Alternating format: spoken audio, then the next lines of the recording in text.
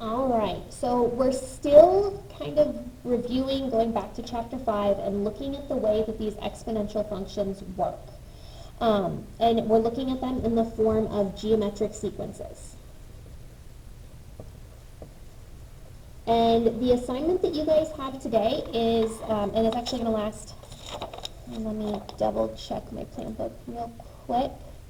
Yeah, I have it going over 2 days. I'm trying to only give you guys 3 assignments a week rather than 4. So I have this lasting 2 days. In terms of due dates, I've said before, I'm not super duper nitpicky about it. I just need to get the work at some point, right? So if you do it all throughout the week and you turn them in on the day that they show up, great. If you turn them in, all at the end of the week, that's fine, but just don't let yourself get too far behind, okay? This is the parent guide, and you've seen these before. The idea behind the parent guide is it gives you examples. So it tells you how to do the problems, gives you examples. There's another example here. There's lots of different examples of different types of problems, and then it gives you some problems. So I'm going to go over the examples with you to make sure that you understand them, and then we're going to work through here. I'm not going to do all of these problems for you, but I'm just going to kind of give you a hint as to how you would do these problems. Sound good? All right. Move these out of the way. Oh, the other thing, just so you know, hey look, I also posted the answer sheet. It's attached to the paper, so that way you can check your answers as you go. For me, it's not necessarily all about, you getting them right the first time. I'd rather you know that you are doing them correctly. That being said, if you turn in a sheet that looks like this, I will not give you credit for it because I know you're not doing it. I will send it back to you and ask you to resubmit it with your work shown. Okay?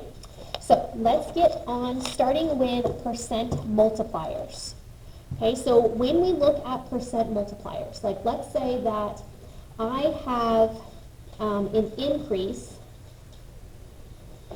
of 23%. Okay, if it's an increase, I'm going to have 1 plus whatever my percent is. That's going to be my multiplier. So in this case, 23% as a decimal is 0.23. Remember, we move our decimal point over 2. So I would have 1 plus 0.23 gives me 1.23. That's going to be my multiplier. This is what I would multiply by if I was dealing with this in a situation. Okay, let's say that I have a salary of $10,000, right? That's my salary, and I just got a raise of 23%, right? So in order to figure out what my new salary is, well, then I'm going to take this number right here. I've got 10,000 times 1.23. I use 10,000 just to give me a nice number to work with. So when I multiply this out, I actually get $12,300. So I am able to figure out what my new salary is without having to find what 23% is and then add it back in. By finding my percent as a multiplier, it does it for me. Okay, now let's look at maybe the idea of something being on sale, right? So we're looking at a decrease. It's on sale, not decrease. We'll say 20%. We'll make it a nice number, right? A decrease of 20%. So in this case, because it's a decrease, I'm going to have 1 minus my percentage. Okay, so 20%, that's 0.20. So 1 minus 0.20 gives me 80, or 0.8, right? 80% or 0.8. So let's say I have a $30 shirt, and it's on sale for 20% off, right? So I could figure out what 20% is and then subtract it away, but these multipliers make it so that I can just take 30 and multiply it by 0.8. Okay, I can multiply it by whatever I've got here, so I'm going to have 30 times 0.8, is going to be $24. So if it's 20% off, it's $24 is the new price of that shirt. Okay? If you look at your assignment, The first couple, all they're asking you to do is find the multiplier in each of those situations. So all I've got to do is figure out what a 44% increase looks like. So I would use this idea, right? For this one, it's a 93% decrease, so I would use this idea. Okay, if you want, I'll leave this right here. You could kind of push pause. Let me zoom out. You could push pause now, boom, and then you would have a good idea as to how to do those 4 problems. Right, I'm not going to push pause. I'm going to move on to finding the first 5 terms of a geometric sequence. So let's say that I've got a sequence that looks like this. T of n is equal to 3 times 2 to the n minus 1. This one is a little bit of a different form, but it still works the same way. Okay, we've got this n minus 1 here. The only thing that matters is if I want to find the first 5 terms, I'm going to plug in n equals 1, n equals 2, n equals 3, n equals 4, n equals 5. Okay, so I'm going to plug those in over and over again. If I plug in a 1, I've got n minus 1, so I've got 3 times 2 to the 1 minus 1. That's 3 times 2 to the 0 power. Well, anything to the 0 power is just 1, right?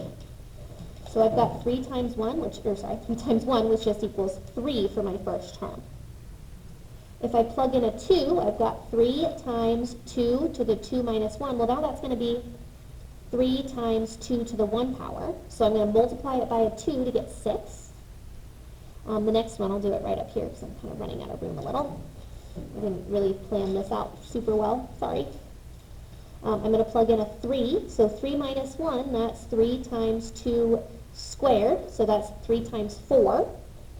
That gives me 12, and now if you're noticing, you can probably see how this is growing, right? So 3 times 2 is 6, times 2 is 12, times 2 is 24, and then times 2 is 48. So there's those first 5 terms. These are the explicit, sorry, that's that explicit form where I can just plug in a number. We also had something called recursive form.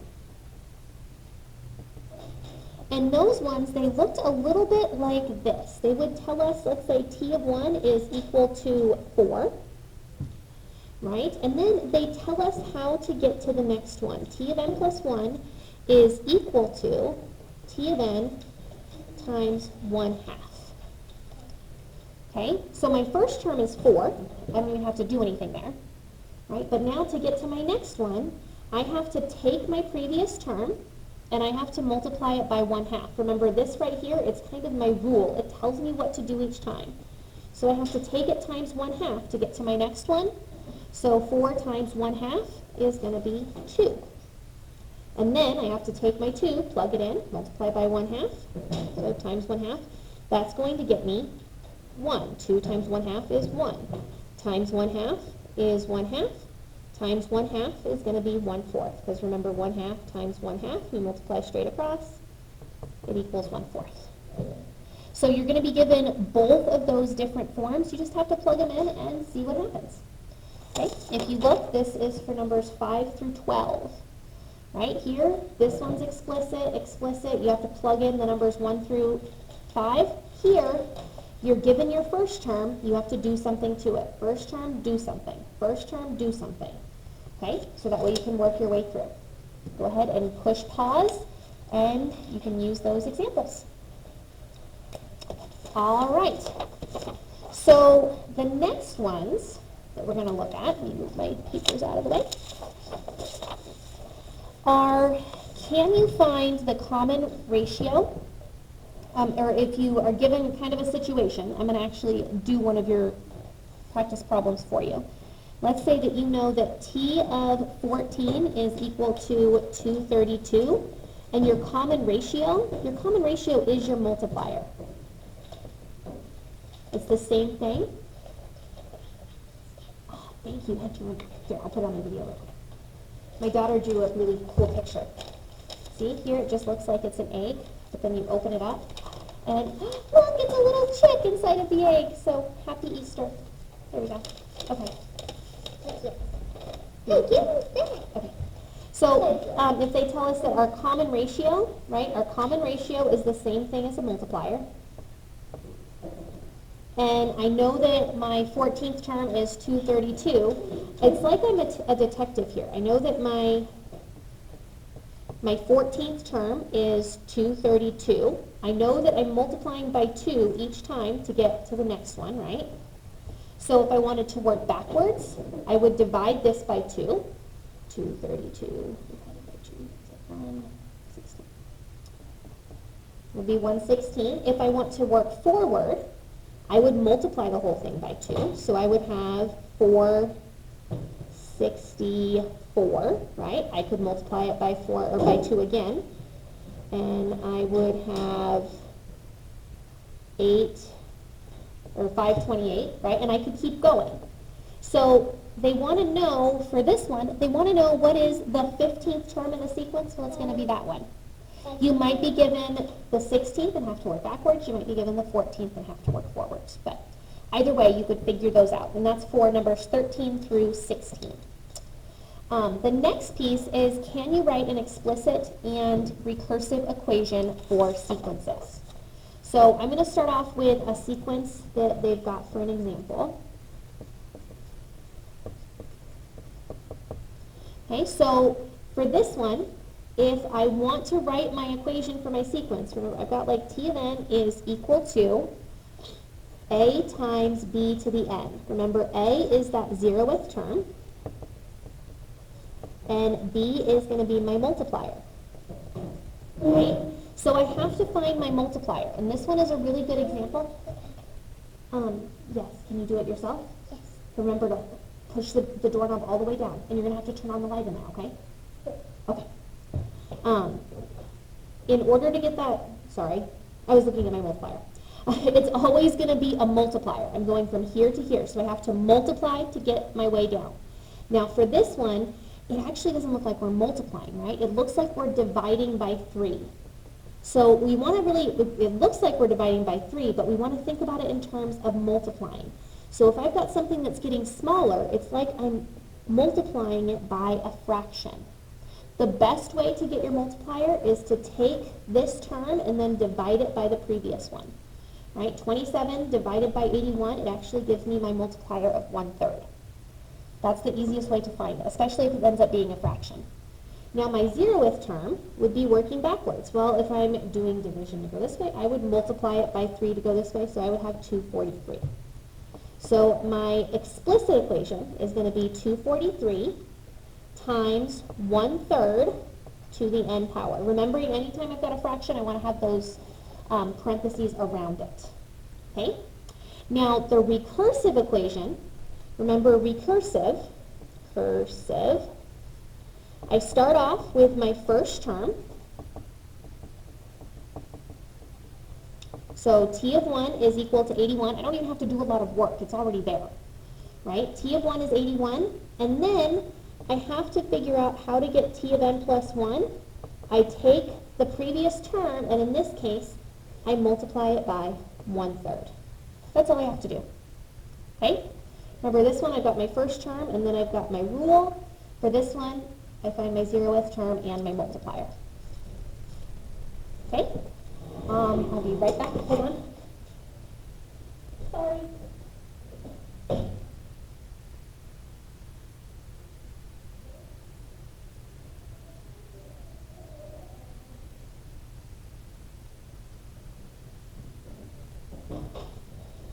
All right, I'm back. Sorry.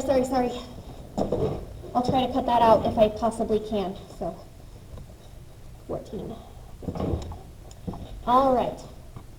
So the very last thing that we're looking at are some examples. Okay? Examples of applications. Applications is a fancy word for word problems, right?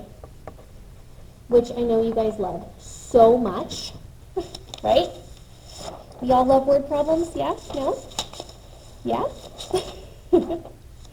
All right, so the idea behind these word problems is that you're dealing with a situation that is growing or it's decreasing exponentially. So there's some sort of a multiplier that comes into play. or comes into play. The example that I'm going to do is the example that they give us in that parent guide, and you already have this, right, so you could read along. When Rosa tripped and fell into a muddy puddle at lunch, she was so embarrassed. She knew exactly what would happen.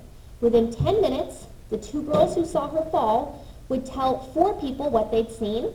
The next 10 minutes, those 8 students would tell 4 more people, and so every time that 10 minutes had gone by, 4 more people would know.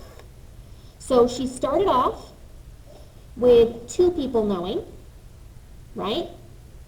And then, and so this is going to actually not be this is my 0th term, right? She started off, and then those 2 people, they tell 4 other people each, right? So my next one is 8. After that, they're going to each tell 4 people, so I'm going to multiply by 4 each time, so that's 32, and then times 4 is 128, okay?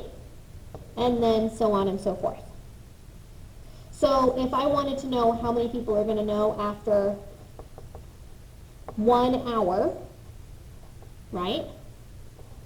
How many people are going to know she fell into a puddle after 1 hour? Well, this is after 10 minutes, 20 minutes, 30 minutes, right? And then 40 minutes, 50 minutes, 60 minutes, because it's 10-minute intervals, right? So I could find what that 6th term would be. So this is 512, and then, oh goodness, 124, sorry, and then 2048. So 2,048 people would know after 1 hour. Now, realistically, that probably isn't going to be the truth, but if I wanted to write an equation for this, I have all of my pieces here, right? Remember, T of n is equal to A times B to the n.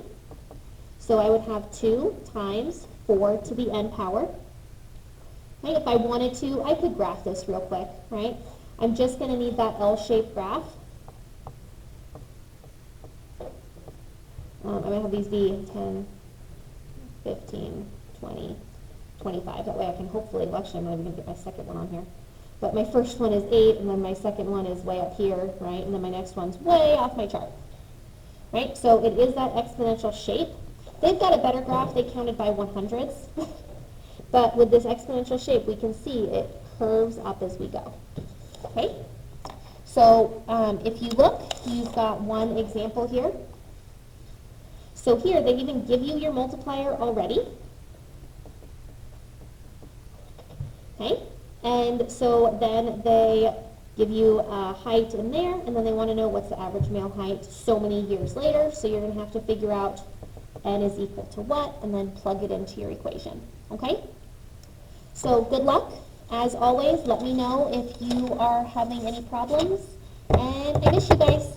I will hopefully talk to you soon. Adios.